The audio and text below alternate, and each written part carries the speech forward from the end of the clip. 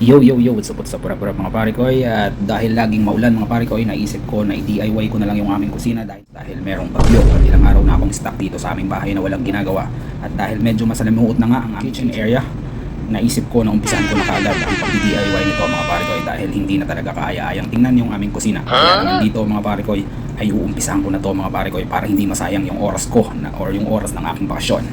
At dito nga mga pare ko ay inisahan ko ng putulin yung kitchen cabinet dahil medyo mahaba yung isang portion at hindi kaaya-ayang tingnan. Kaya naman inisahan ko ng putulin mga pare ko tinanggal ko yung salamin at nilagari ko na yung sobrang part na yan mga pare ko. Tapos yung lagarian ko mga pare ko ay uumpisahan ko namang tanggalin yung mga tiles at dyan sa part na yan mga pare ko ay tutulungan naman ako ng aking aso. At ayan, inumpisahan yan mga pare ko tanggalin yung mga tiles na yan dahil babaguhin natin yan mga pare ko. Papalitan natin ng tiles na bago yan dahil nga hindi na kaaya-ayang tingnan, masalimuot ng tingnan mga pare ko. So dito tinulungan ko, finish ko na rin yung mga ginawa ni Bunso para pag nagkabit ng bagong tiles ay mas maganda yung kapit.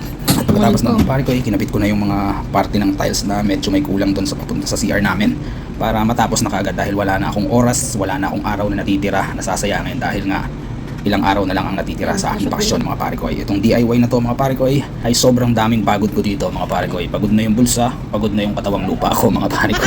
Yun lang yun mga pare ko. At sa mga susunod na video ay papakita ko sa inyo mga pare ko kung paano ginawa yung aming kitchen area. Yun lang yun mga pare ko para for more.